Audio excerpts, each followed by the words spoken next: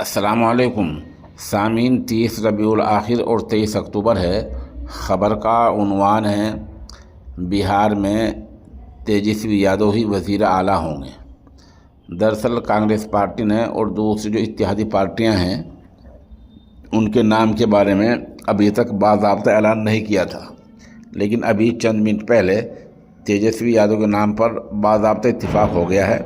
अगर इत्तेहादी पार्टी जीत जाती हैं तो बिहार में तेजस्वी यादव ही वज़ीर आला बनेंगे। ख़बर सुनिए।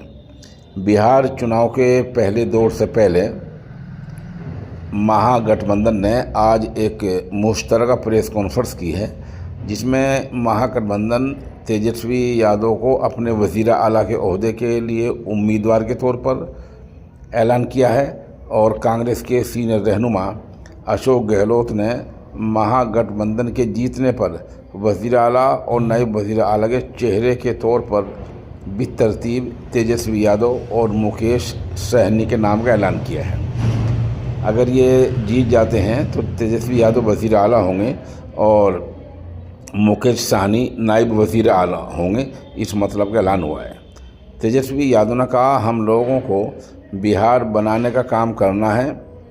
हम मोहतरम लालू जी, सोनिया गांधी, राहुल गांधी, प्रियंका गांधी और सभी गठबंधन के साथियों का शुक्रिया अदा करते हैं जो भरोसा आप लोगों ने हम पर जिताया है।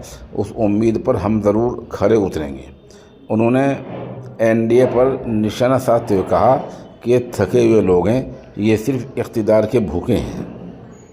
अशोक गहलोत ने वज़ीर आला चेहरे का ऐलान करते हुए कहा, सबकी राय को लेकर हमने राय तय की है।